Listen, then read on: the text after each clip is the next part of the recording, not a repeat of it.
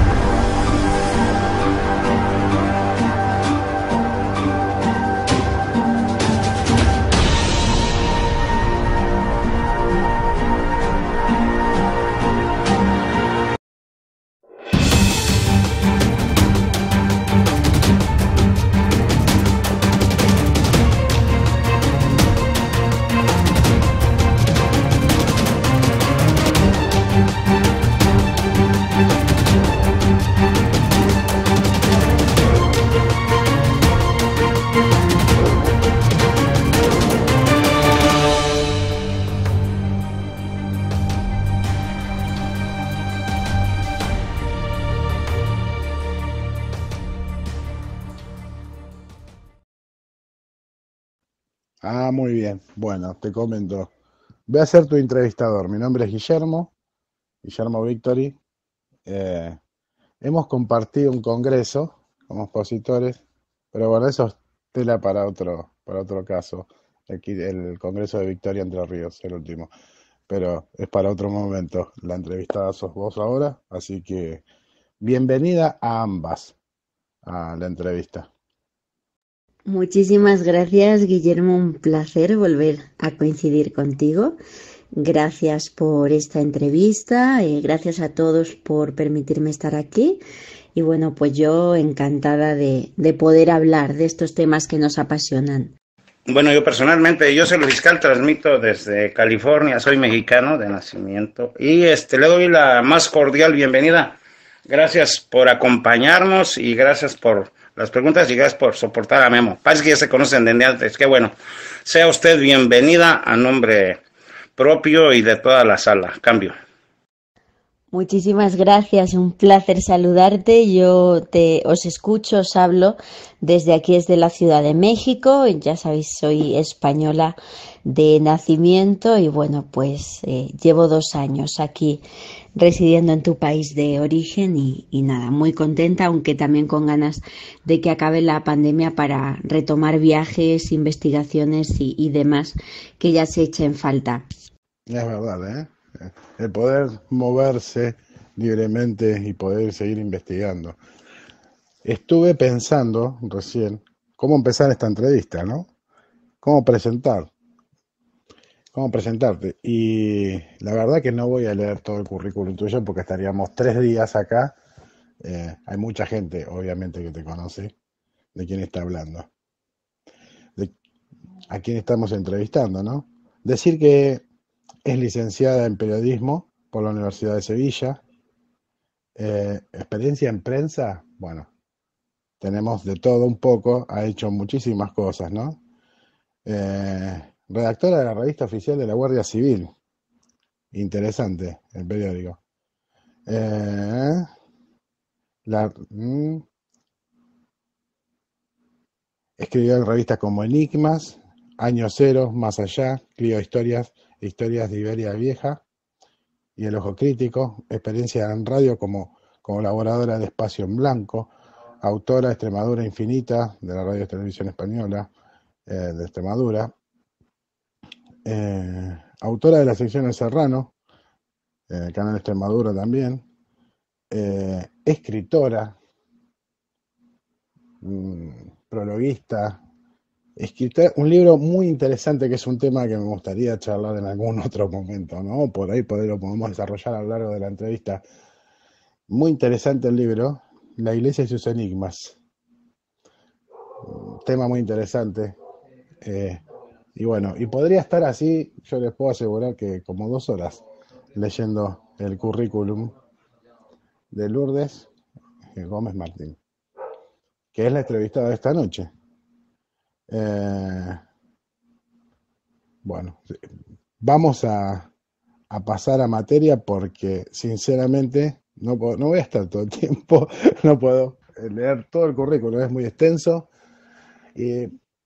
Una luchadora investigadora incansable de los misterios, ¿no?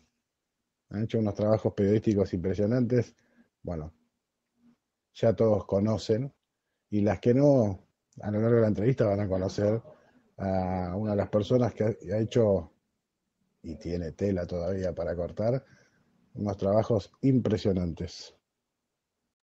Pues muchísimas gracias por tu presentación, te lo agradezco mucho y bueno, pues aquí disponible para vuestras preguntas. Me vas a disculpar, tuve un imprevisto de último momento. No voy a poder continuar yo con la entrevista, pero hay una chica que conoce perfectamente tu carrera, una gran admiradora tuya, y ella va a continuar con esta entrevista. No sé si estás por ahí y te querés presentar con Lourdes. Hola prima, ¿cómo estás? Estoy muy contenta de compartir con vos esta noche y la verdad que conocer un poco más profundamente quién es Lourdes, ¿no? Y dónde nace y hasta dónde llegó. Así que bueno, me presento, soy Andrea Pérez Simondini de la ciudad de Victoria, Entre Ríos, República Argentina, y para mí es un tremendo orgullo y honor poder presentarte esta noche. Querida Andrea, qué sorpresa, no me lo puedo creer. Hace escasos minutos antes de iniciar le estaba diciendo a Johanan que te llamáramos, me ha dicho que te ha mandado un audio y bueno, pues para hablar contigo porque no sabía que habían operado a tu mamá, de verdad que me das una alegría inmensa y bueno, pues un beso enorme tanto para ti como para Silvia. Perdón Andrea, antes que le conteste, disculpa por esta pequeña broma, ¿no? Pero me pareció muy interesante que la entrevistadora en realidad sea Andrea, ¿no? Se conocen hace mucho tiempo, que mejor que un amigo que te conoce mucho para hacerte una entrevista. Así que toda tuya, Andrea, la entrevista. Eso fue plan con maña, Memo. Pienso que fue agradable sorpresa. Yo a la señora Simondini, sí, la he escuchado en algunas ocasiones, pero no he tenido la oportunidad de saludarla. Qué bueno que está con nosotros, que se va a hacer cargo de la entrevista y un placer. Bueno, yo soy el fiscal, quiero que sepan que sí las he escuchado cuando han venido por acá. Estoy agradecido con eso y bueno, una estrella entrevista, otra estrella que ya se conocían, me parece excelente. Vaya Memo, te la sacaste ahí, felicidades, cambio. Bueno, gracias a todos. Bueno, en principio quiero agradecerle a los moderadores y a los directores de La Llave del Misterio por permitirme este pequeño regalo, ¿no? Para mí es un placer estar con ustedes como siempre, pero fundamentalmente poder llevar a todos quién es Lourdes, ¿no? Lourdes realmente es una gran periodista en principio, pero es una gran periodista investigadora que dice las cosas, que piensa con una calidad y una calidez tremenda y con mucha personalidad. Así que mi primera pregunta es un poco para que todos te conozcan, Lourdes. ¿Quién es Lourdes? ¿De dónde nace? ¿Cómo empezás? ¿Cómo nace en principio tu vocación periodística y de investigación? Y metenos en ese mundo. Cambio. Pues querida Andrea, de verdad que esto es un honor que me estés entrevistando. Creo que tendría que ser al revés, porque tú eres mucho más veterana con mucha más investigación que yo y me gustaría lo contrario, pero ya que me toca este papel, por supuesto, querida amiga, mira, Lourdes Gómez es una periodista y escritora de Extremadura, que es una región muy rural al suroeste de España, y yo desde pequeña, desde que tengo uso de razón, tuve claro que yo quería dedicar mi vida a contar historias. Yo era una apasionada lectora, fui una lectora muy precoz y desde pequeña consumía libros que no eran los adecuados para mi edad, eran pues para otras edades, ¿no? Más avanzadas. Pero yo sobre todo me he caracterizado por tener una curiosidad tremenda. Y esa curiosidad estaba principalmente relacionada con el misterio. Le pedía a mis padres, a mis abuelos que me contaran historias de fantasmas, historias de luces, de hadas, gnomos, duendes, todo lo que tuviera que ver con misterio y que me compraran libros de este tipo. Algo que al principio alarmaba mucho a mis padres, ¿no? Pero bueno, pues se dieron cuenta que realmente mi interés era muy grande y por lo tanto yo sabía que iba a ser periodista. Desde que inicié mi licenciatura en el año 2007, compaginé el estudio de la carrera universitaria con todos los trabajos que me mandaban en la universidad, las prácticas, etcétera, todo relacionarlo con el misterio. Así, desde el año 2008 llevo ejerciendo en estas lides lo que yo denomino el periodismo del misterio, periodismo de investigación especializado en enigmas. A otros compañeros les gustaban otros temas y a mí, desde luego, lo que me apasiona es esto. Entonces yo me enfrento al misterio desde el periodismo. Hay otros que se enfrentan desde la química, desde la astronomía. En mi caso es desde el periodismo y bueno, pues tengo la inmensa suerte de estar ejerciendo esta profesión ininterrumpidamente desde el año 2008. Y es verdad que en algunos momentos de mi vida lo he compaginado también con el periodismo general, presentando noticieros, siendo reportera de televisión, pero desde luego nunca dejando de lado el periodismo del misterio. Excelente, ahí ya tenemos una introducción absolutamente trascendente, ¿no? De hacia dónde apuntabas con tu formación y con tu interés, tu mirada, pero sobre todo con tu vocación. ¿Cuál es el primer caso que te introduce a la investigación? Ese caso que vos decís, acá empecé, es el caso cero, y cómo llegó a vos y a dónde te llevó, cómo lo resolviste. Pues fíjate que mi primer caso no fue relacionado con la ufología, sino con lo paranormal. Se trataba de una leyenda que había en el pueblo de mis abuelos. Allí hay un palacio, es muy cerca, a escasos kilómetros, Pasarón de la Vera, en Extremadura. Esto está a escasos kilómetros del monasterio de Yuste, que fue un monasterio que eligió Carlos V, el emperador, para retirarse a pasar sus últimos años de vida. La historia de Carlos V a mí me fascinaba porque ha sido, creo, el monarca más poderoso de la historia y que la persona con más poder en toda la historia, por todos los territorios que dominaba, decidiera dejarlo todo para prepararse para el buen morir y limpiar su alma para poder alcanzar el cielo. A mí era una historia que me fascinaba y Carlos V es un personaje lleno de enigmas. De hecho, prescindió de todo su servicio y solo se llevó consigo a su relojero personal. Él estaba muy interesado en el dominio del tiempo y también en las obras de arte. Encargó al maestro Tiziano un cuadro que hoy día se puede admirar en el Museo del Prado de Madrid, que se llama La Gloria, donde él pide que le retraten como a un alma, sin corona, sin nada, y él lo utilizaba como un portal hacia otras realidades.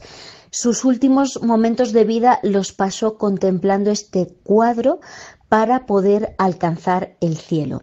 Pues yo, interesada en toda esta historia, ya os digo que el pueblo de mis abuelos está a escasos kilómetros de donde falleció Carlos V, y allí hay un palacio muy bonito rodeado de leyendas fantasmales, en concreto de la leyenda de la Magdalena, una joven que vaga y pena por el palacio ya que fue separada de su amor. Mis primos desde pequeña me metían miedo con esta historia y para mí era mágico pasar cerca del palacio y preguntarle a mis abuelos por la Magdalena. Y cuando crecí, bueno, pues fue la primera investigación que realicé. ¿Quién fue Magdalena? ¿Qué relación tenía con Carlos V? Si es que había alguna, y sí que había, porque ese amor prohibido era con el hijo de Carlos V, conocido más tarde como Don Juan de Austria. La investigación de qué ocurre dentro del palacio a nivel paranormal, los distintos grupos de investigación que hayan obtenido psicofonías, las tragedias que hayan tenido lugar, buscar en los archivos parroquiales más antiguos de la iglesia del pueblo la posible existencia de Magdalena. Esta fue mi investigación, ya os digo, de corte histórico y paranormal. y afortunadamente fue publicada en la revista Historia de Iberia Vieja en España, una revista muy reputada de historia, y allí hablé de todas estas cuestiones relacionadas, bueno, pues con la leyenda de la Magdalena que me acompaña desde mi más tierna infancia. Excelente, porque ya aparte ahora podemos ver con mucha claridad digamos, cómo encarar las investigaciones, ¿no? Buscando datos duros, y creo que eso un poco también te defines, por lo cual acaba mi segunda pregunta, mi tercera ya, es ¿cómo te definís como periodista de investigación del misterio? ¿Dónde pones el ojo en la información, en el dato de la investigación, en los testimonios, en todo a la vez? ¿Cómo te definirías? Pues yo, como digo, la forma que tengo de encararme con el misterio es la investigación periodística. Y eso está muy denostado hoy día en el mundo del misterio. Parece que todo el mundo puede ejercer el periodismo del misterio. De hecho, gracias a Internet tenemos ingentes canales de YouTube, páginas web, programas de todo tipo, donde la gente asegura ejercer el periodismo del misterio. Yo muchas veces me llevo las manos a la cabeza, porque para ejercer el periodismo tienes que ser periodista de formación, ya sea una formación universitaria o autodidacta, que para mí es igualmente respetable, ya que tengo amigos que son excelentes periodistas, como por ejemplo el caso de mi amigo Moisés Garrido en España, y él no es periodista de carrera universitaria, pero sí de una formación autodidacta, tiene un lenguaje impecable y una investigación impecable. ¿Qué quiero decir con esto? Que no podemos llamar periodismo del misterio a cualquier cosa que nos encontremos en Internet. Y esto lo digo porque yo, como periodista, al estar colegiada en un colegio de periodistas, al tener un título oficial como periodista, una licenciatura, conozco las normas de mi profesión, cómo se trabaja, el código deontológico, y me debo a estas normas, tengo que estar sujeta a estas normas de contrastar las noticias, contrastar la información, dar voz a todas las fuentes de la noticia, etcétera. Y esto, por desgracia, no ocurre en la mayoría de casos de personas que sin una formación me dicen periodismo del misterio. También señalo siempre que yo al periodismo del misterio le otorgo absolutamente la misma seriedad que a cualquier otra modalidad de periodismo. Os decía al principio que he podido ejercer como presentadora de noticieros en España, en concreto del noticiero más prestigioso, uno de los más prestigiosos que hay, que es el de la televisión pública, Televisión Española. Y he sido reportera de estas noticias haciendo información política y económica. La misma seriedad y los mismos parámetros que yo aplicaba en estas informaciones las aplico con respecto al misterio.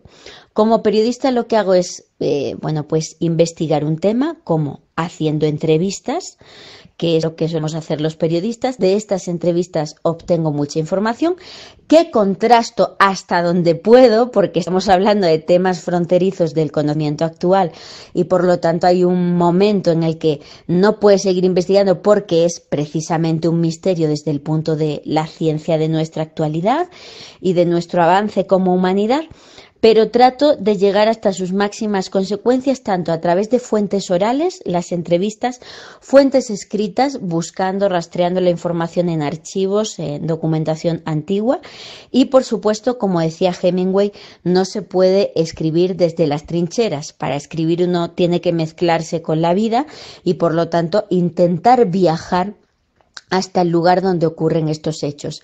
A partir de ahí elaboro como periodista un reportaje, ya sea audiovisual o escrito, con toda la información obtenida de esta investigación, a la que añado, por supuesto, la consulta con fuentes formadas. Si se trata de una investigación OVNI, que pues trato de hablar con las compañías eléctricas de la zona para ver si han tenido algún apagón, etcétera. Trato de hablar, bueno, pues eso, con científicos que puedan darme una versión de los hechos, y lo añado también al reportaje para que podamos tener todas las voces y que al final, por supuesto, sea el lector o el espectador quien decida con qué se queda. Eso es un poco mi manera de trabajar. Bueno, espectacular, porque creo que es una gran bajada de línea que debemos tomar todos a la hora de afrontar los casos. Así que creo que hace años que no escucho una respuesta tan bien definida sobre cómo llevar adelante una investigación utilizando todas las herramientas que hay que utilizar.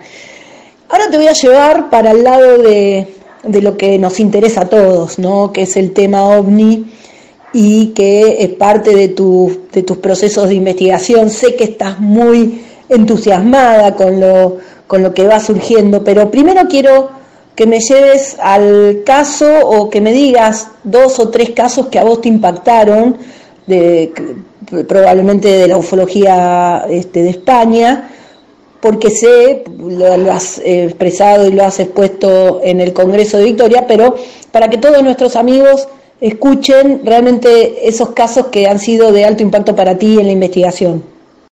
Pues en el caso de España, Andrea, es verdad que vivimos una etapa de sequía ufológica, donde existe, bueno, pues muy pocos sucesos OVNI a investigar en la actualidad, y desde los años 90 la verdad es que es muy complicado llevar a cabo una investigación de casos recientes.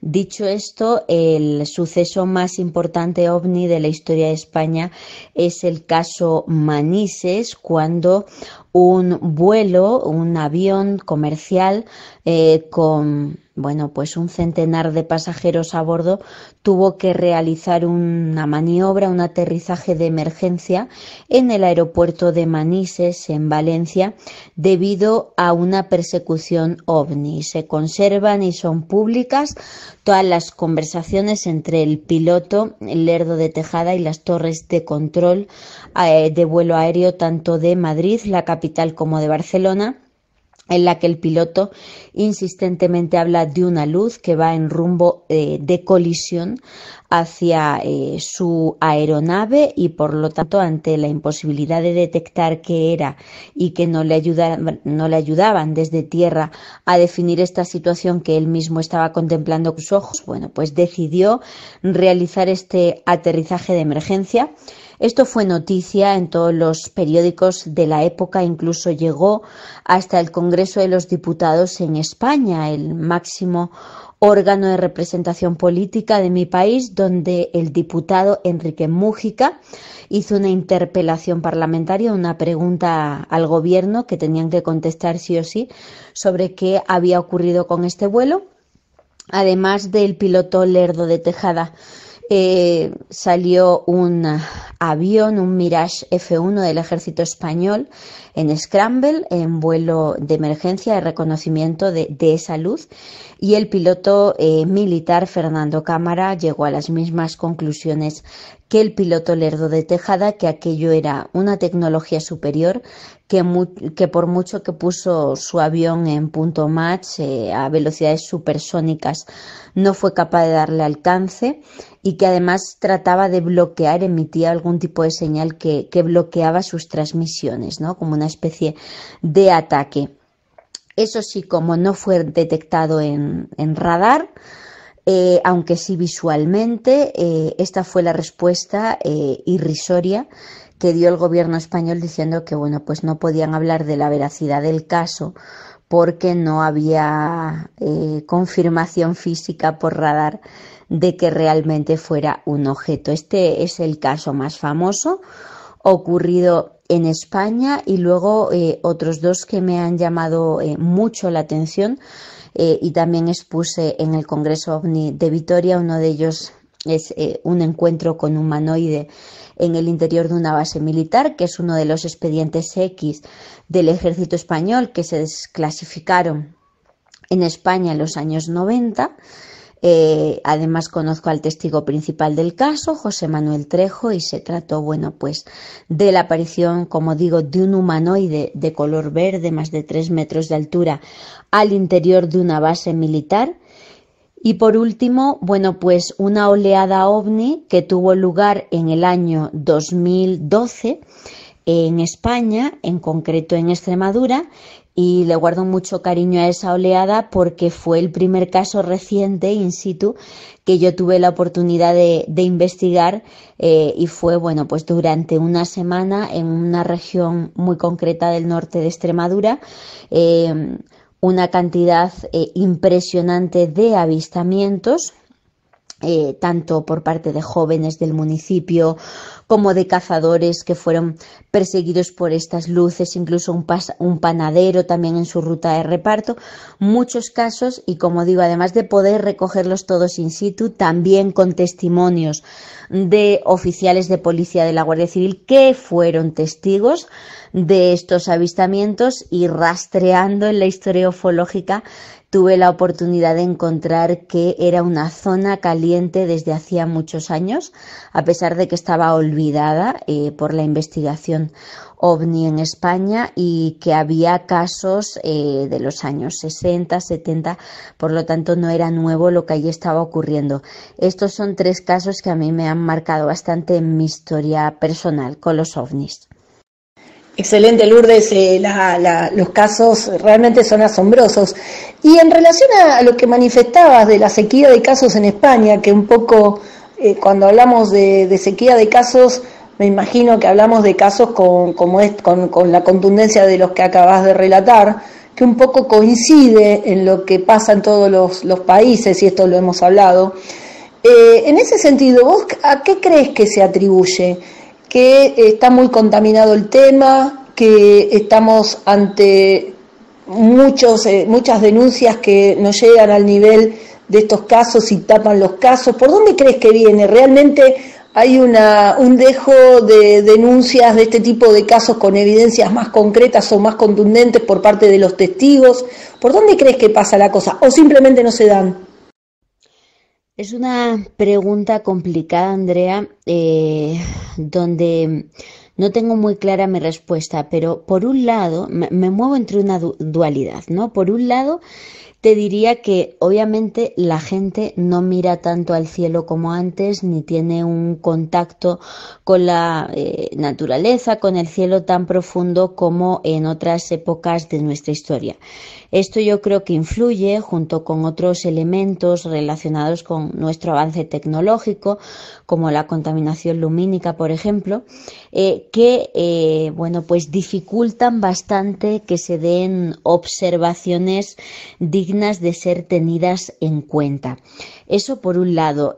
La prueba de que pueden ir por ahí los tiros la tienes en que al momento que nos encerraron el año pasado de manera insólita en nuestros hogares de Vilana, la gente empezó a mirar al cielo y otra vez volvieron los casos. Esto nos indica que hay una falta de atención por parte del ser humano con mirar, escrutar el cielo con respecto a lo que pasaba en otras épocas. Luego también, por otro lado, hay una influencia por parte de los investigadores. Como ya no se hace tanto trabajo de campo como hiciera nuestro querido Juan José Benítez, pionero, hace décadas, pateándose España y todo el mundo en su carro y simplemente llegando a pueblos y preguntando, oye, ¿has visto una luz tal?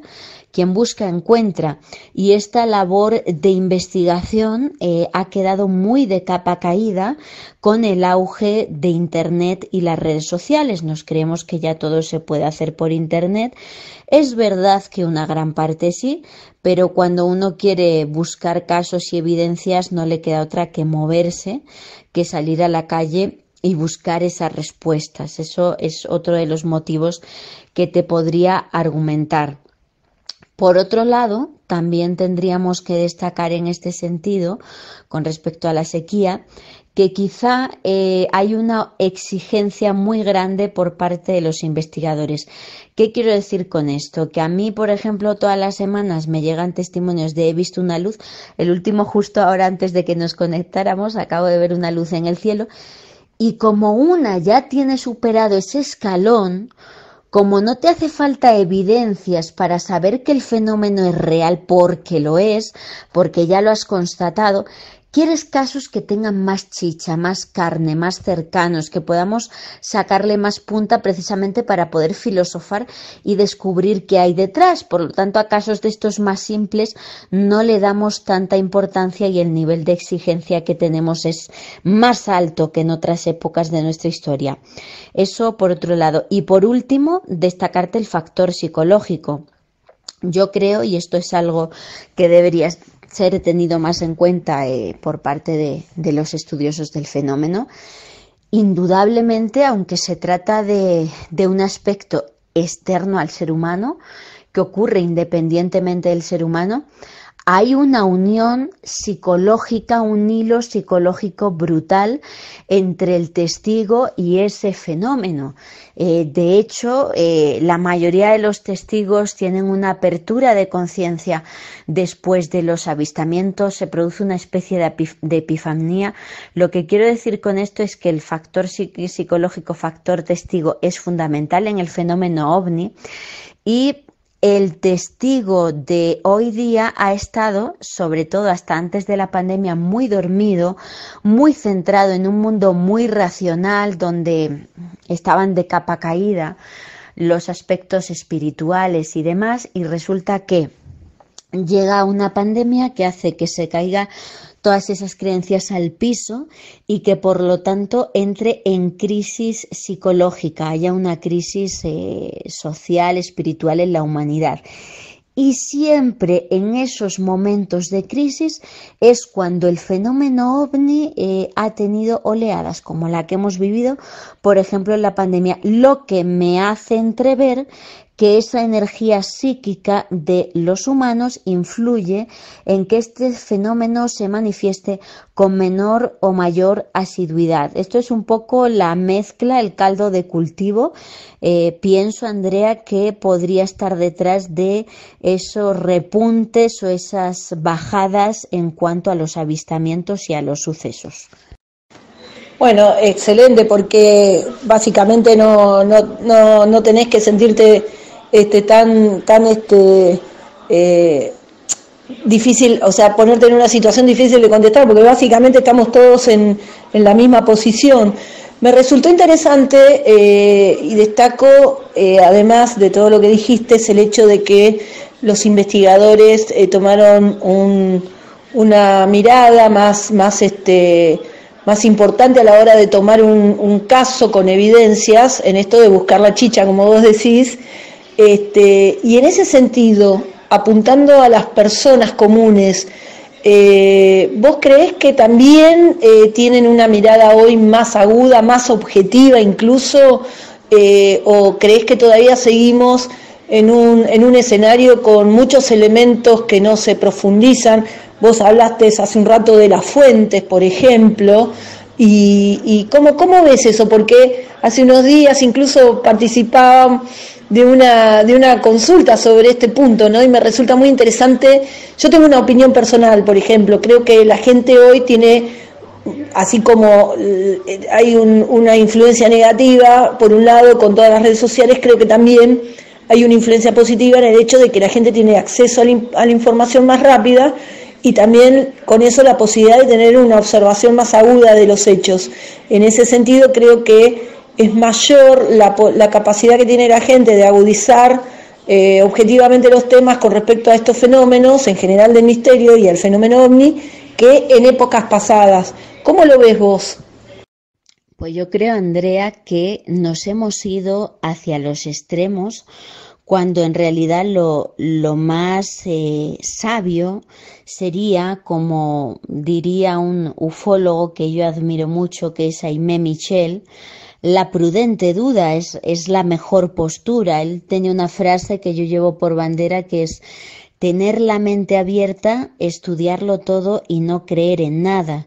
Es decir, ponerlo todo sobre la mesa y a veces pensar que sí, a veces pensar que no, pero mantenerse justo en medio de esa cuerda floja, porque creo que lo que ocurre hoy día, y lo que observo yo al menos analizando el comportamiento de los comentarios, por ejemplo en el canal de Johanan o de las opiniones que voy leyendo en las redes, tanto de investigadores como de aficionados, es que las dos posturas, tanto creyentes como escépticos, o diríamos pseudoescépticos porque son negacionistas, se han ido hacia los extremos. Los que están más inclinados por creer en el fenómeno, pues porque lo han estudiado, porque se han dado cuenta de que realmente, bueno, pues están sobre la mesa todas las pruebas que indican que efectivamente algo ajeno a nosotros está ocurriendo en nuestros cielos. Ellos se han ido hacia el extremo de la credulidad. En su defensa, errada o no, de que el fenómeno es real, queremos dar por hecho, bueno, pues que todo es ajeno a nosotros. No me gusta mucho usar la palabra extraterrestre porque es verdad que tiene connotaciones, yo creo, negativas para el fenómeno ovni. Como decía mi maestro Ignacio de Arnaude, en España la hipótesis extraterrestre es una más de las cientos que podrían explicar este enigma. Entonces, digamos que tratan de defender sí o sí que se trata de algo ajeno a nosotros.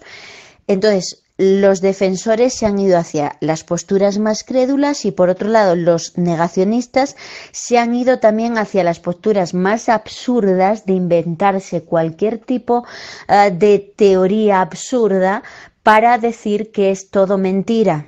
Yo creo que eso es un error, que ambas partes se han alejado demasiado y que la actitud que habría que tomar es estar en el centro, ¿no? O sea, investigarlo y decir, bueno, pues es curioso, es significativo, pero no lo sé. Decir no lo sé no significa quedar como un tonto, como un mal investigador. Es simplemente reconocer que quizá nuestra inteligencia por el momento es limitada como para obtener hoy por hoy una respuesta clara de qué es este enigma. Muchas veces se trata de ese gran teatro cósmico que se está representando en nuestros cielos, ante nuestros ojos, pero que detrás tiene una carga filosófica tan fuerte que creo que todavía no alcanzamos a comprender. Es un símil que pongo siempre en alguna de mis conferencias, es como si tú le entregas un celular de juguete a un niño y te va a decir, ya tengo mi celular, puedo llamar, pero va a sonar musiquita, cuando toque en las teclas no va a servir para llamar. Creo que eso es lo que nos pasa con el fenómeno ovni. Sabemos parte de qué es, pero no para qué sirve o qué intencionalidad o qué hace aquí. Lo que quiero decir con esto es que creo que habría que partir de la base de que los que nos preceden han hecho un gran trabajo de investigación como para sentar las bases de que esto es real, y a partir de ahora no tenemos que empezar de cero, tenemos que partir de la base que ellos nos dejaron. Entonces yo en mi caso tengo que decir, Andrea, que no me voy a poner a recoger casos de luces y hacer estadísticas. No digo que no sea necesario, pero la historia demuestra que cada vez que se pronuncia una ley en el fenómeno ovni, que es escurridizo, cambia por completo.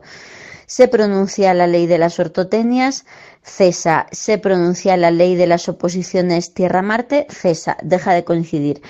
Entonces creo que ahora lo que tenemos que hacer es ver qué hay detrás. Y para esto, y es mi línea de investigación, hay que buscar en las raíces históricas de las religiones, de la espiritualidad del ser humano, porque vamos a encontrar esas marcas del fenómeno ovni.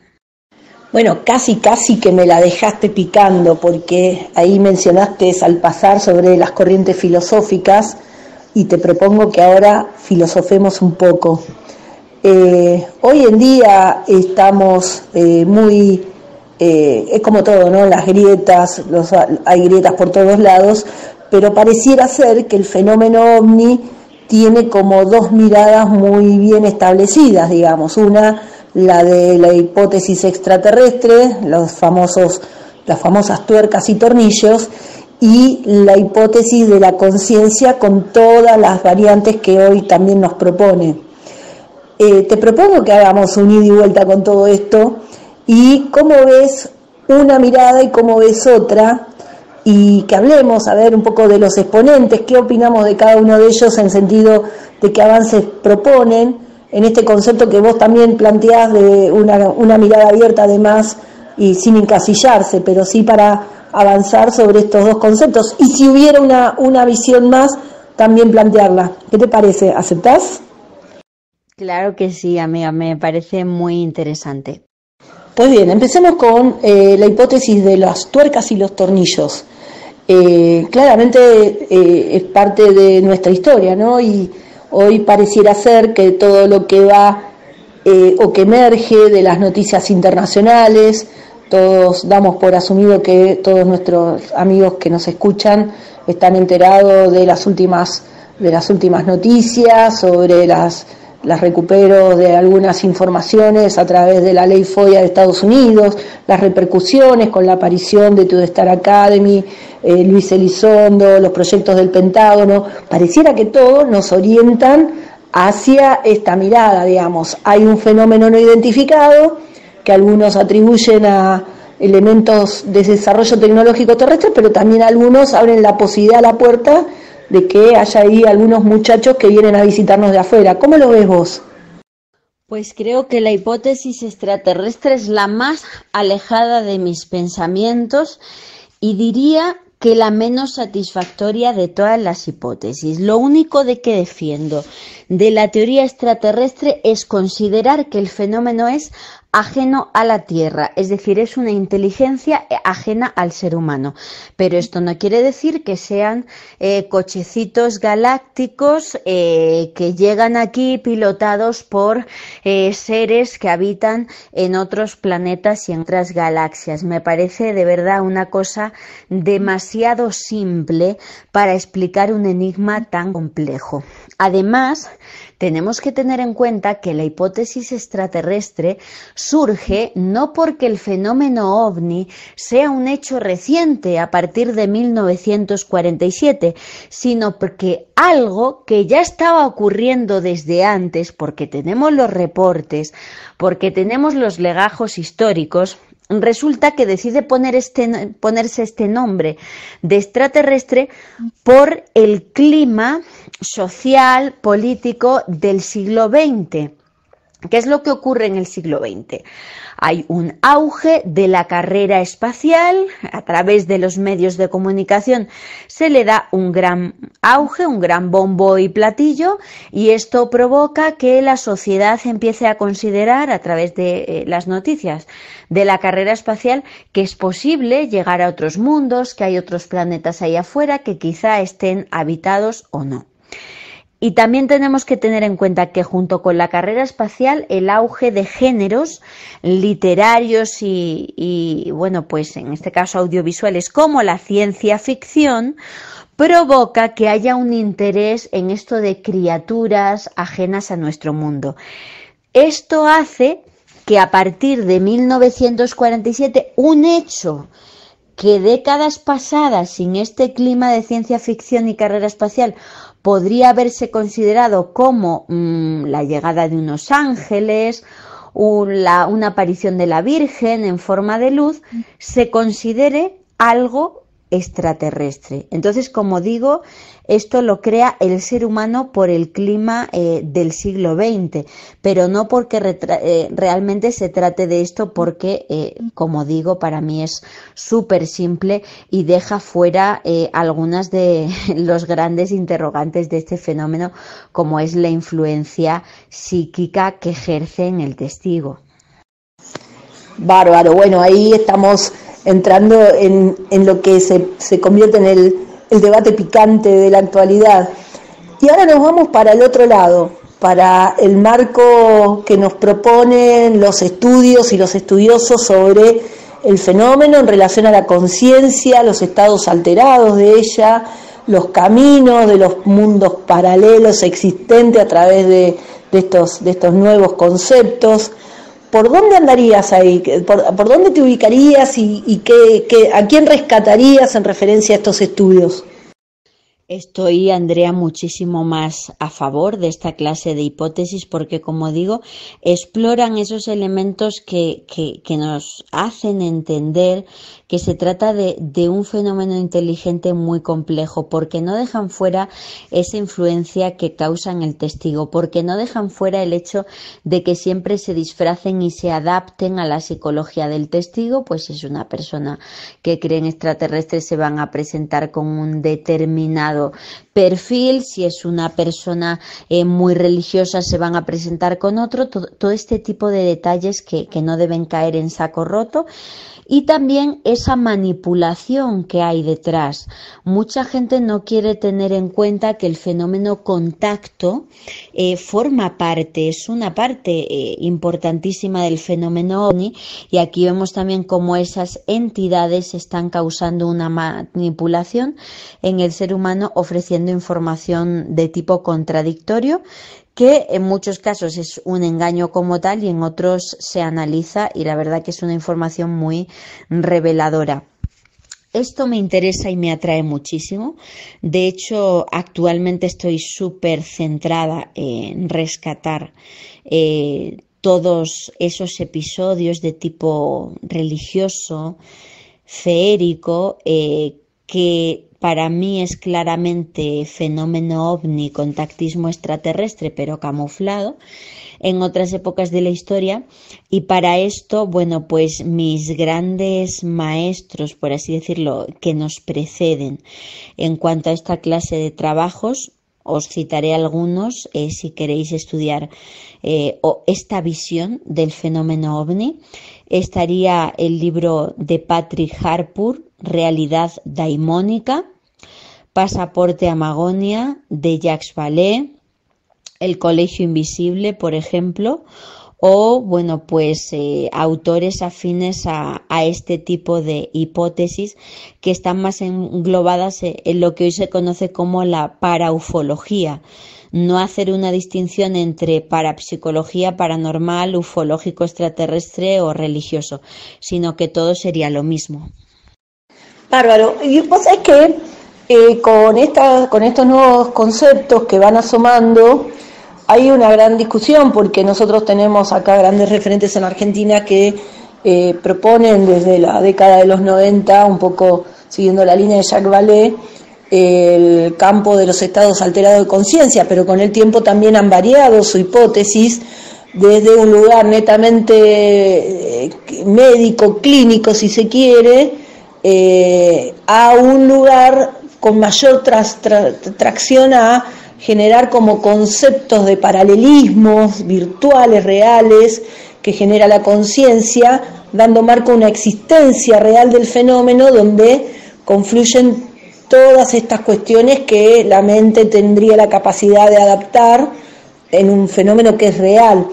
A veces no queda muy claro, ¿no?, de por dónde viene realmente el concepto y dónde se lo encuadra. ¿Vos cómo lo definirías prácticamente? ¿Y creés que hay un cambio de paradigma aún en esta hipótesis, saliendo de los aspectos netamente clínicos, psicológicos, como un estado alterado de conciencia, a un plano que realmente marca una realidad sobre el fenómeno hoy a veces hasta difícil de definir? Es bastante complicado, Andrea, pero creo que los tiros podrían ir por como definía Carl Gustav Jung, famoso psicólogo, en su obra sobre el fenómeno ovni, sobre cosas que se ven en el cielo. Él decía que todo podría pasar por considerar que a lo mejor existe un estado distinto a materia o algo espiritual. Ya ves que nos movemos normalmente entre esa dualidad, entre lo físico y lo que está ahí, lo que sentimos, pero no se puede palpar, lo físico y lo espiritual, por así decirlo.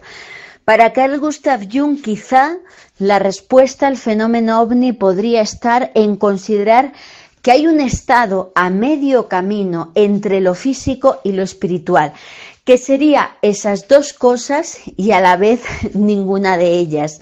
¿Esto qué quiere decir? Que es un fenómeno que presenta aspectos físicos, porque lo sabemos, porque de hecho el Museo OVNI que bueno, pues regentáis en Vitoria es una gran prueba de ello por los restos que alberga, indudable que tiene una parte física, pero también no podemos negar, y esto es lo que más se ha dejado de lado hasta ahora en la investigación, que hay una parte espiritual, de un cambio de conciencia, de unas raíces filosóficas de promulgar el libre albedrío en el ser humano, de unos mensajes que se adelantan a los hechos que ocurren.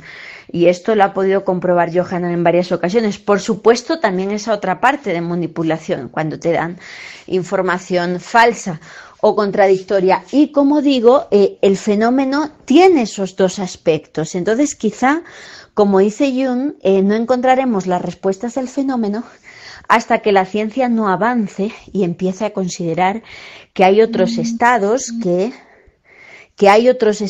que, bueno, pues hasta ahora quizá solo hemos visto blanco y negro y quizá hay un rango de grises muy interesante que habría que estudiar. No podemos olvidar que un enigma siempre lo es desde el punto de vista de la sociedad que lo está estudiando. Había enigmas en la Edad Media que para nosotros no lo son. Bueno, pues en el futuro a lo mejor el fenómeno OVNI ya no es un enigma porque la ciencia ha avanzado lo suficiente como para darse cuenta qué hay detrás. Pero para esto es necesario una amplitud de miras y que realmente haya un interés por investigar esos otros aspectos del fenómeno que se desconocen, que no es simplemente lucecitas que se ven en el cielo. Como vemos, es muchísimo más. Excelente, excelente. Creo que es una muy buena definición la que acabas de dar, porque en definitiva el enigma es el centro de toda esta búsqueda, ¿no? En ese sentido, ahora quiero plantearte ya para ir redondeando todas las preguntas y así empiezan a hacerte preguntas los amigos de la sala, es ¿cuál sería tu caso ideal? Después de todo lo que hemos conversado y que nos has planteado con tu mirada, tu profesionalismo, tu formación, tus experiencias, ¿cuál sería hoy afrontar un caso ideal para Lourdes? Bueno, pues es que sería muchísimo pedir. Mi caso ideal que empiece con un avistamiento en el cielo de lo que a priori parece una pequeña lucecita que se va acercando a medida que se acerca. El testigo determina que es un objeto con forma física, que aterrice, que deje huellas en el terreno y que de ese objeto aparezcan unas entidades que el testigo nos pueda ofrecer información de cómo van vestidos, cuál es su indumentaria y también, por supuesto, una conversación para analizar, bueno, pues qué es lo que están hablando y si tiene algo que ver con las vivencias y los recuerdos del testigo. Y ya si hubiera otros elementos, como en casos míticos, estoy hablando de objetos, que haya algún intercambio de objetos o incluso algún intercambio de alimentos, que pidan algún tipo de alimentos o que den algún tipo de alimentos, para mí sería lo sumo. Y que además haya un missing time, una pérdida de tiempo, ese caso me fascinaría porque tendría tantos y tantos elementos de los que tirar que sería maravilloso, ¿no? Yo este tipo de casos de verdad que me pierden. Bueno, Lourdes, en principio para mí ha sido un gran gusto, un gran honor ser partícipe y vuelvo a agradecer a Guille y a los directivos de La Llave del Misterio por darme este gusto y quiero cerrar para que nos dejes una reflexión de lo que creas, del fenómeno, de la gente que está atrás del fenómeno. ¿Qué aportes crees que puede hacer? No sé, lo que creas. Y agradecerte, Lourdes, es una maravilla, desearte toda la felicidad del mundo y luego dejamos paso a la moderación a Guille para que los amigos pregunten en la sala y muchas gracias por esta oportunidad. Pues muchísimas gracias a ti, Andrea. Ha sido un verdadero honor ser entrevistada por una investigadora a la que admiro tantísimo. De verdad que ha sido una experiencia inolvidable. Y bueno, pues simplemente me gustaría que toda esa gente pseudoescéptica, negacionista, que simplemente se dedica a pensar que somos unos tontos porque estamos investigando algo que no tiene ningún sentido, que por favor se dieran la oportunidad de acercarse a estas cuestiones antes de criticar, porque si para toda esa gente lo importante en este mundo es la política, la economía y todos estos aspectos materiales, yo huí de ese tipo de periodismo y yo dejé la televisión en España porque sentía que eso no servía para nada, que yo tenía que dedicarme a investigar cuestiones que fueran trascendentes para el ser humano, cuestiones que trataran de resolver las grandes preguntas que tiene la humanidad desde la noche de los tiempos, esa filosofía que se instauró en la antigua Grecia y que hoy día prácticamente brilla por su ausencia y solo sobrevive en nuestros temas. Así que ojalá que esta visión que yo tengo del misterio fuera la que todos tienen, porque lo que estamos haciendo es retomar la labor de los grandes sabios de la humanidad, buscar respuestas. Y si la ciencia estuviera con nosotros en esta búsqueda de respuestas de temas que no tienen tanta evidencia física, sino más espiritual y filosófica, de verdad que creo que sería un avance maravilloso para nuestra especie. Bueno, tremenda respuesta la de Lourdes. Un gran pensamiento. Andrea, no. Yo voy a hablar por la gente del canal, porque por algo estos irresponsables me dejan a mí la responsabilidad es esta. Súper agradecidos de que hayas aceptado esta entrevista. Y como le dije a Lourdes en su momento, qué mejor que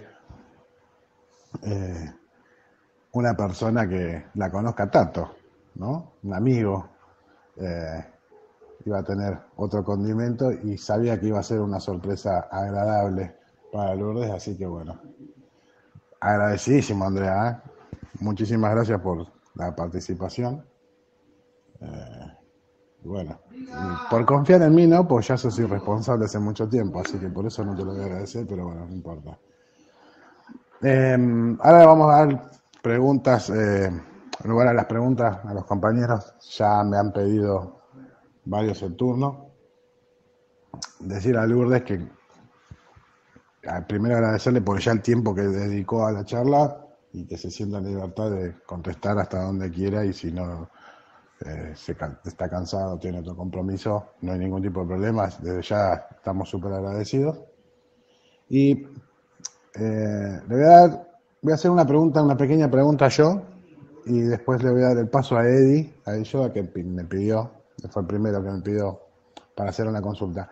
Lourdes, ¿vos considerás que en línea del pensamiento, ¿no?, tuyo, de que dejaste todo eso atrás porque no conducía nada y se podía generar conciencia o hacer un trabajo más exhaustivo sobre el conocimiento?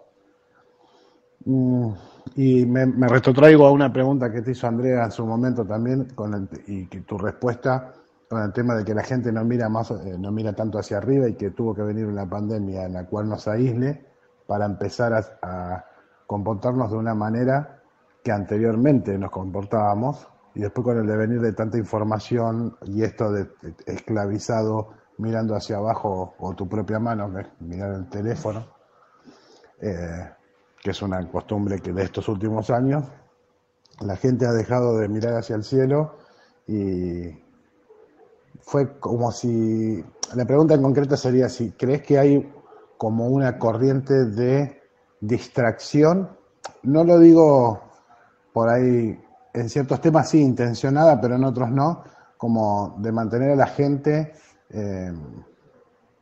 presa de un equipo, de un celular, un teléfono en la mano, y como que hay todo un tema, ¿no?, de de la distracción, ¿no? Y cuando una persona sale de ese foco, que es lo que le pasó a mucha gente con el tema de la pandemia, empieza a ver que hay otras realidades a las cuales no estaba prestando atención. ¿Crees que hay una idea así de direccionalidad para mantener presa a la gente? Obviamente comercialmente sí lo hay por el tema de publicidades y todo eso, pero lo que hace al tema informativo.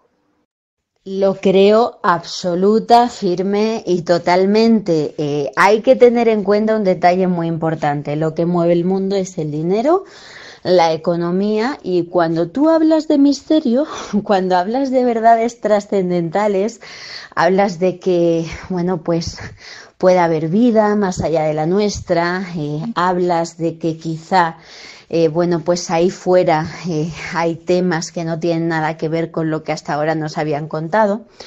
Resulta que cuando hablas de todo eso, deja de tener sentido lo material, deja de tener sentido el coche último modelo, deja de tener sentido el celular último modelo, porque eso ya te parece tan nimio que tú necesitas otro tipo de información, otro tipo de cosas, y no te causa la fascinación y la esclavitud que te causaría si estuvieras completamente ciego. Entonces, por lo tanto, que estoy totalmente en la línea de que hay una distracción y una censura hacia nuestros temas porque no interesa desde el punto de vista comercial. No les interesa que hablemos de estos temas y de la espiritualidad porque entonces lo material deja de tener sentido. De ahí que a nuestros temas se les considere fake news y traten de censurarlo a través de Internet y de los medios de comunicación y considerarnos unos tontos a los que hablamos de estos temas. Fíjate simplemente la respuesta que me dio a mí mi jefe en televisión cuando dije que lo dejaba. Cuando dije que renunciaba a presentar un programa de televisión, cuando estaba en la cresta de la ola, cuando, bueno, pues era reconocida, famosa cuando salía a la calle en mi comunidad, una estrellita de televisión con mi maquillaje, súper mona, hablando de periodismo, pero al fin y al cabo de temas generales. Un día tenía que hablar, yo qué sé cómo decirte, de los cerditos del campo, otro día pues vete tú a saber el tema. Y cuando dije que dejaba el todo por la nada, por el interrogante, la frase que me dijo mi jefe es: creo que eres una inconsciente. Y precisamente yo sentí que si algo me sobraba era conciencia. Sí, ¿no? Ese es el tema. Y esto es todo sin entrar en conspiranoia, ¿no? Porque mucha gente dice, puede ser una pregunta muy conspiranoica. No, no es conspiranoia, es una realidad. Y qué mejor hablar sobre el tema de direccionalidad de noticias, información y contenido que una persona, un periodista, ¿no? Bueno, le voy a dar el paso a Eddie Yoda, que andaba pidiendo hacerle una pregunta a Lourdes. Adelante, Eddie.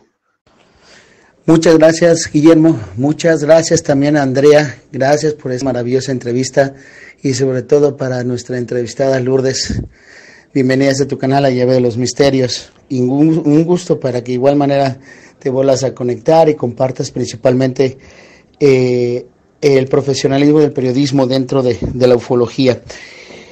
Lourdes, principalmente en relación a cómo lleva los trabajos con Johanan, me gustaría mucho abarcar el punto de contactados. Johanan tiene muchos, amigos contactados. Conocerás a Claudia Rubalcaba, Héctor Galicia, no sé, inclusive con Sixto Paz, etcétera, en forma general. Tu impresión, Lourdes, con los contactados. Realmente para Lourdes, ¿qué es lo más impresionante en los contactados que se han determinado, que llegan a prácticamente a contactarlos por viajes astrales, etcétera? Ya lo comento porque, bueno, yo conozco a Claudia Rubalcaba. Prácticamente tu impresión en los contactados, ¿cómo Lourdes se ha visto en esa postura, en creerles o no creerles? ¿cuál ha sido tu afirmación, decir, estos tipos tienen la verdad? Esa es mi pregunta, Lourdes. Adelante, cambia. Hola, un gusto saludarte. Pues me encanta que me hagas esta pregunta porque fíjate que mi esposo ha sido muy criticado por darle voz a los contactados, y fíjate que yo creo que la labor que está haciendo es muy importante, porque el contactismo es una parte del fenómeno ovni muy grande, y sin embargo la mayoría de investigadores lo dejan de lado por considerar que no hay nada importante que sacar detrás, y esto no es así.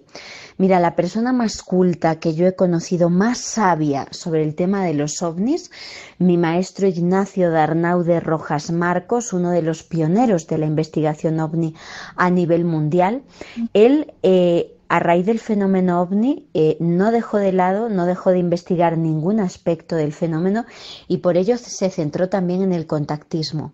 Ignacio tenía la biblioteca más importante del mundo de contactismo, tenía absolutamente todos los libros revelados, todos los textos relacionados con contactados publicados en todos los idiomas, y se los leyó absolutamente todos. La conclusión a la que él llegó es que era un fenómeno completamente real y que había que darle todo el crédito del mundo, porque había miles de personas a nivel mundial recibiendo información, recibiendo mensajes a través de contacto telepático, a través de escritura automática por parte de entidades ajenas a nuestro mundo. Hoy día considerados que son seres de tipo extraterrestre o guías de tipo extraterrestre, pero esto, según mis investigaciones, es exactamente el mismo fenómeno que vivían los místicos de la Edad Media.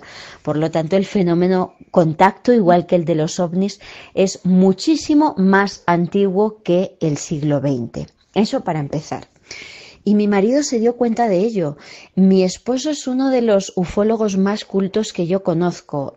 La profundidad de estudios que tiene Yohanan a sus espaldas de investigación ufológica es ingente, pero se dio cuenta de que el fenómeno contacto era real y que hay que darle crédito. Y eso es lo que tratamos de hacer a través de nuestros micrófonos, darle la voz a todo el mundo, no solo a los contactados famosos, es decir, darle la oportunidad a la gente anónima de que cuente sus experiencias y que al final sea el espectador quien decida, pues qué le parece, y que el espectador pueda hacer preguntas. El hecho de que se les entreviste no significa que el entrevistador crea ciegamente en todo lo que se cuenta. De hecho, Yohanan es también muy criticado por las preguntas críticas que realiza.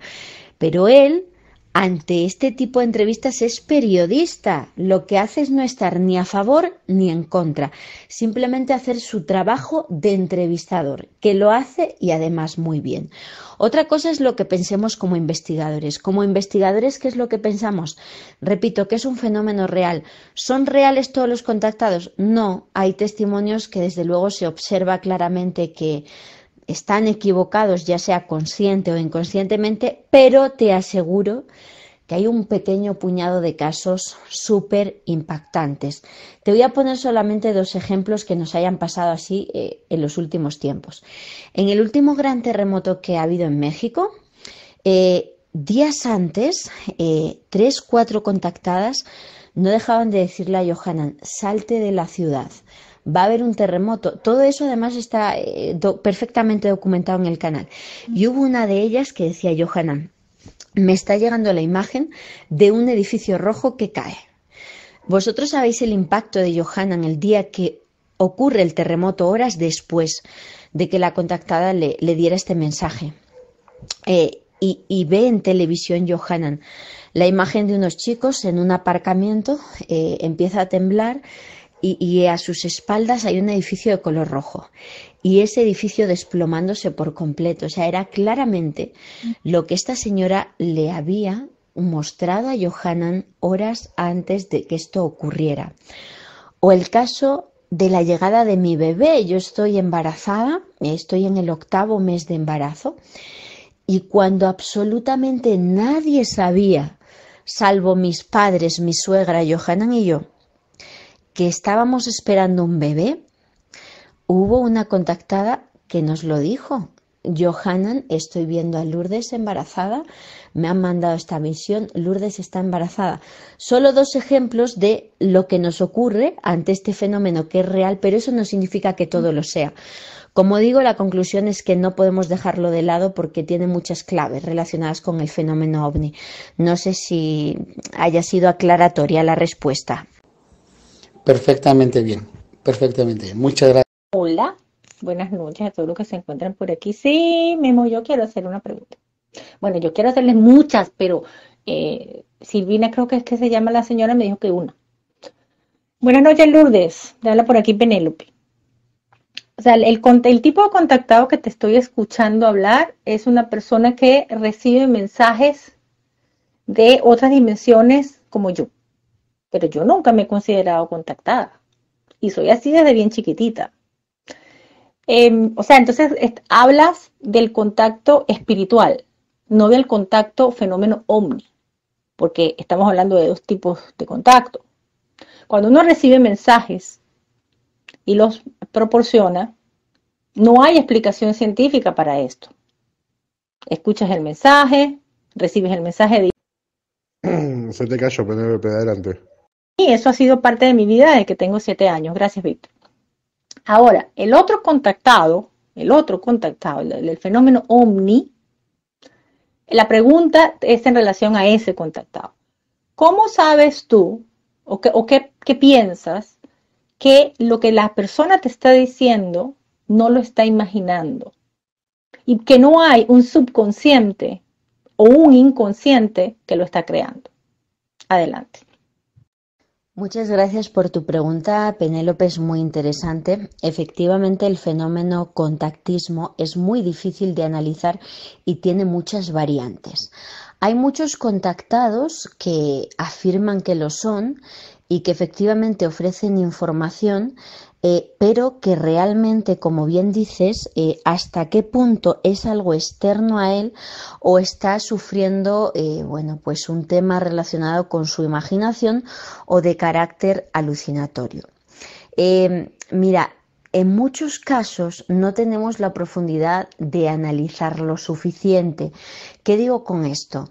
Que son tantas personas que cada día pasan por el canal de YouTube hablando de estos temas que nosotros como periodistas lo que utilizamos es la herramienta entrevista. Tratamos de hacer entrevistas críticas donde las personas expongan sus experiencias y que los oyentes puedan expresar sus opiniones, comentarios e interrogantes sobre la cuestión. Pero eso, desde luego, no es una investigación. Cuando nos metemos de lleno en una investigación de un contactado, y lo hacemos y lo hemos podido hacer en casos más cercanos como por ejemplo el de Claudio Pastén, por supuesto entran en juego aspectos de tipo estudios psicológicos, psiquiátricos y demás por parte de profesionales científicos externos a nosotros que nos den una información clara de la situación a nivel mental de esta persona y, por supuesto, una marca de veracidad grandísima en este tipo de casos es cuando son personas iletradas que nos cuentan exactamente lo mismo que a lo mejor me ha contado otra persona en España o en Finlandia, por ponerte un ejemplo. Eso es una marca de veracidad para nosotros, pero desde luego siempre queda una respuesta abierta porque es muy complicado de analizar. Cuando tenemos pruebas fehacientes de que realmente es algo externo a ellos y ni siquiera así, simplemente que sea algo real, es cuando se producen confirmaciones de este tipo, que te dan una información certera que ocurre. Sí, decía que cuando la persona acierta, aún así se abren 2 interrogantes. Uno de ellos, ¿la información ha sido externa al contactado? ¿Se le han comunicado realmente entidades ajenas a ellos mismos? ¿O bien se trata de que la persona tiene capacidades parapsicológicas muy desarrolladas relacionadas con la clarividencia? No lo sabemos. Repito, es un tema amplísimo, complicadísimo y, como dices, también tener en cuenta qué es contacto, porque es demasiado grande el concepto. Por un lado, efectivamente esas personas que tienen diálogos, información con respecto a mensajes, que los escriben, que los reciben a través de escritura automática, o incluso que los dibujan, como tenemos dos casos muy claros en Argentina, Parravicini, o también el caso de Adela García, y personas que no se consideran contactados, pero que nosotros sí pensamos que lo son. Hay investigadores OVNI que donde están aparecen, os lo puedo asegurar, siempre hay casos donde ellos están. ¿Se consideran contactados? No, pero de alguna manera también lo serían. Interesante. Sobre ese último punto no voy a contar nada, porque claro, es un chiste interno. Lourdes, tengo que hacerte una pregunta, me pide Cielo, la dueña del canal, porque acá es un matriarcado esto, que te haga una pregunta y te pregunte cómo va la investigación sobre los caballos que aparecen con trenzas. No, debo reconocer que no sé de qué está hablando, pero la pregunta la tengo que hacer, pues si no me echan. Así que esa es la pregunta del Cielo. Pues muchísimas gracias, Cielo. Es un tema que estuvimos exponiendo anoche en el canal de YouTube, narrando que ha habido personas tanto de Estados Unidos como de Colombia, Puerto Rico y México, que nos han afirmado que, bueno, pues son personas que se dedican a la crianza de caballos y que por la noche ocurren fenómenos relacionados con que a la mañana siguiente, bueno, pues estos animales aparecen con elaboradas trenzas en el pelo o con columpios, con una especie de nudos muy elaborados que tienen además elementos vegetales como adornos, una cosa extrañísima. Y en la cultura local de los lugares en los que están ocurriendo estos fenómenos consideran que se trataría de la intervención de seres feéricos, hadas, gnomos, principalmente hablan de duendes, que estarían teniendo contacto con estos animales. Es impresionante, hemos recabado fotografías que nos llegan tanto de Colombia como de Texas en Estados Unidos, México, Puerto Rico, y a raíz de que anoche habláramos de ello nos han llegado pero un montón más de testimonios, de hecho también de Argentina. Entonces es una investigación abierta. Queda que sigamos recabando todas las fotografías y la información y vuelvo a repetir, cuando pase todo esto de la pandemia, por ejemplo, que nos podamos desplazar al rancho de Texas, pasar allí algunas noches, instalar cámaras de visión nocturna, ver qué pasa con estos animales en la noche, analizar con expertas en estilismo in situ si realmente son elaboradas o no, hacer pruebas con el pelaje de los caballos para ver si de alguna manera a través del roce se pudieran producir este tipo de formaciones, analizar esos elementos vegetales, qué especies son y demás. Por lo tanto, es una investigación que queda muchísimo por hacer, pero que está todo, la verdad, bastante lento, pues porque no nos podemos mover de aquí con todo esto de la pandemia, pero es un tema fascinante. Ya lo creo, me llamó ya, cautivó mi atención, ¿eh? Voy a mirar el programa para ver bien de qué se trata. Arizona es la chica, Cielo, Arizona, es la que había formulado la pregunta. Penélope, adelante. No, quería agradecerle a Lourdes y yo tuve la oportunidad de hablar con Johanna hace muchos años atrás y sé que hace un trabajo serio. No sabía que era su esposa hasta que lo escuché y si estás con él es porque eres una persona seria en lo que haces. Así que muchísimas gracias. La respuesta me pareció bastante acertada y bien indicada, porque así debe ser tratado. O sea, si me hubieras dicho, por ejemplo, no, es que nada más los contactados son los que hablan con ovnis y la palabra que ellos dicen es palabra cierta y en piedra. Ahí hubiera dudado total y completamente de tu credibilidad. Te soy honesta. Pero no, la respuesta fue acertada y muy coherente a la pregunta que te hice. Así que muchísimas gracias. Buenas noches. ¿Alguna consulta más para Lourdes? Bueno, sí, buenas noches, saludos. Quería hacer una pregunta a la amiga periodista. Buenas noches. Si usted tiene capacidades de medium o de una persona que puede contactar alienígenas. Bueno, esa era mi inquietud nada más. Está muy bien todo, gracias.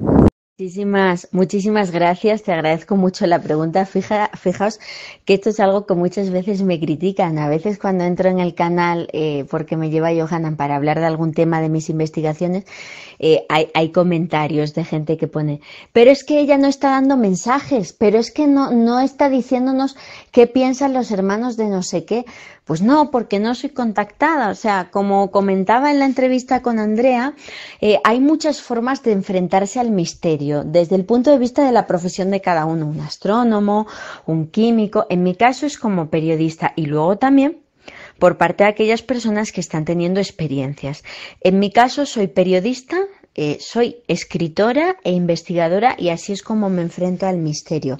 Hasta el momento no, tengo que decir que no he tenido ninguna experiencia de contacto, salvo lo que os he comentado, que nos lleguen mensajes o que me den mensajes como el relacionado con mi embarazo y se cumpla. Pero a mí no me ha pasado así ninguna experiencia como contactada. He vivido algunas cositas de carácter paranormal con familiares míos fallecidos, pero bueno, pues me considero una persona no sensitiva, simplemente trato de ser muy racional, precisamente, bueno, pues para ofrecerle, ¿no? La visión más completa a los lectores, a los espectadores que me siguen y por lo tanto no lo soy. Sí que he vivido avistamientos ovni, como digo, alguna experiencia de tipo paranormal, pero la verdad que muy poquito. Bueno, gente, una pregunta más que le quieran hacer y la liberamos. Ya hace 1 hora y media estamos abusando ya de su generosidad y seguramente tiene algunos compromisos o algo que hacer. Ya 1 hora y media me parece suficiente. Una pregunta más y ya así la podemos liberar a Lourdes. ¿Qué tal? Un saludo para todos los compañeros de la llave de los misterios y para la invitada que por cierto me resultó sumamente interesante y un saludo también allá a Andrea que la entrevistó. Mi pregunta es rápida y concreta. Hay una definición común de lo que es la fe. Dice la Biblia que la fe es la certeza de lo que se espera y la convicción de lo que no se ve. Mi pregunta sería para la invitada, si es posible en una investigación sustraerse a la fe del investigado.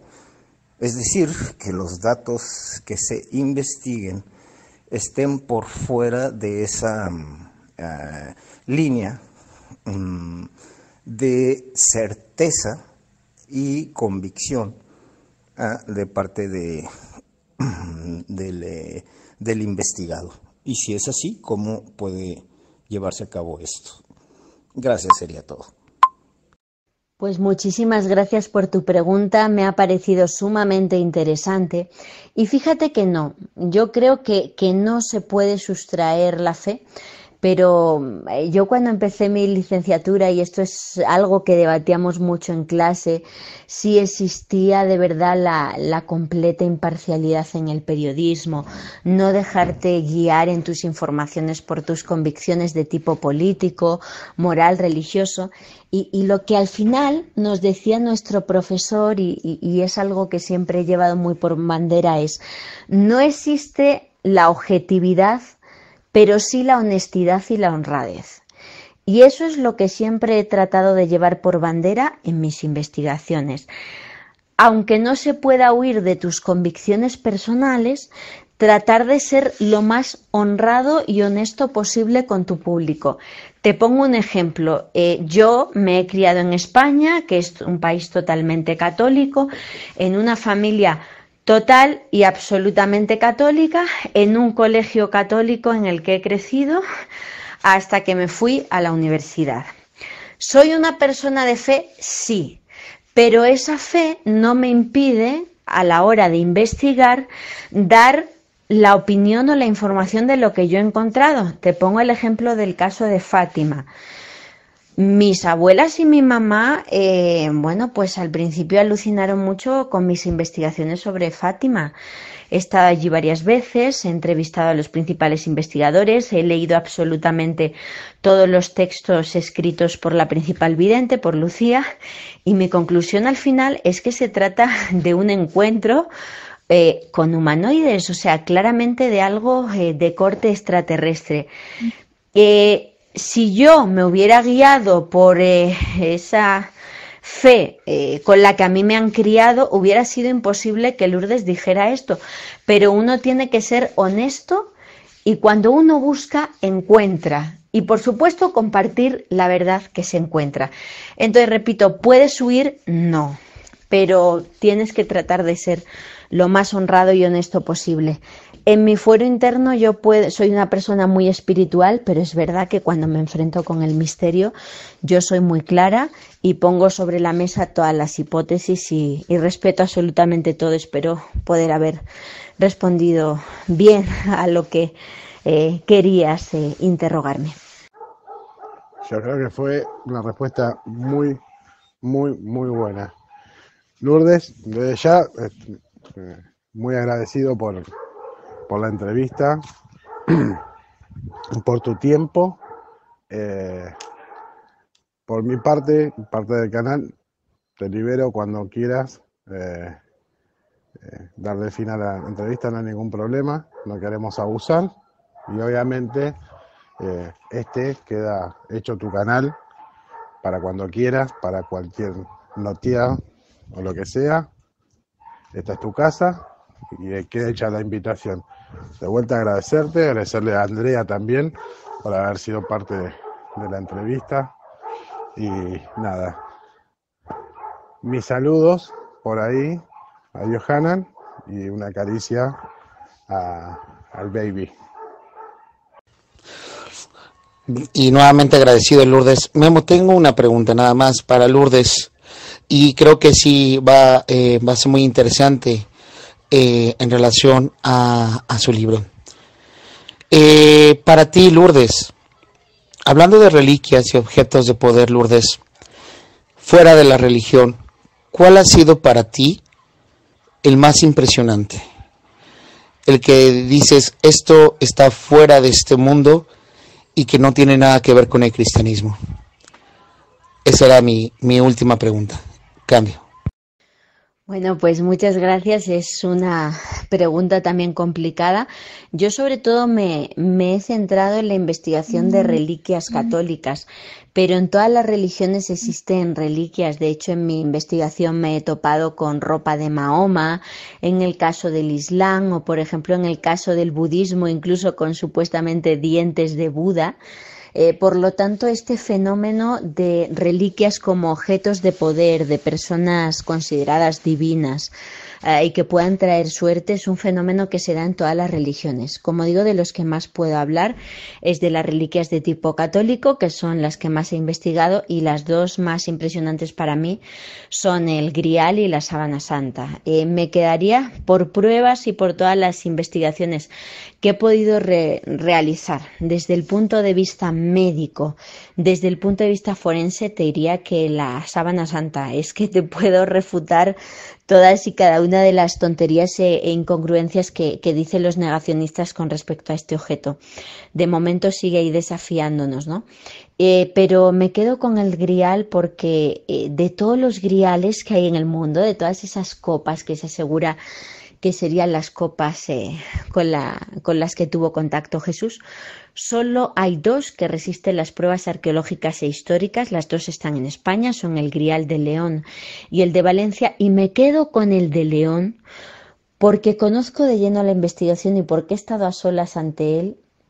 Y ahí vuelvo a decir otra vez, no se puede ser objetiva pero sí honesta. Te tengo que decir que lo que yo he sentido en presencia de ese objeto, eso es impresionante, ¿no? Y eso es algo muy subjetivo.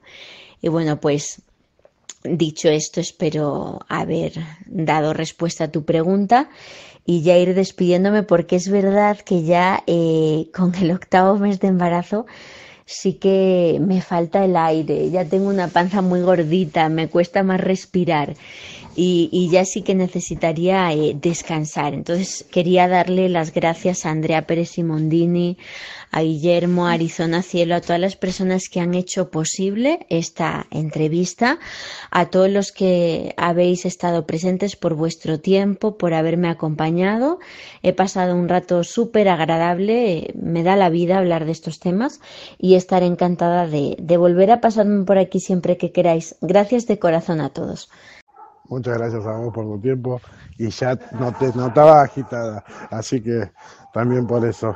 Bueno, cómo no, las 9 Nuestras Señoras, otro enigma bastante bonito para investigar, pero eso lo dejamos para otra vez. De vuelta, muchísimas gracias y que tengas un buen descanso, ambas. Saludos. Muchísimas gracias, bendiciones para todos, hasta la próxima.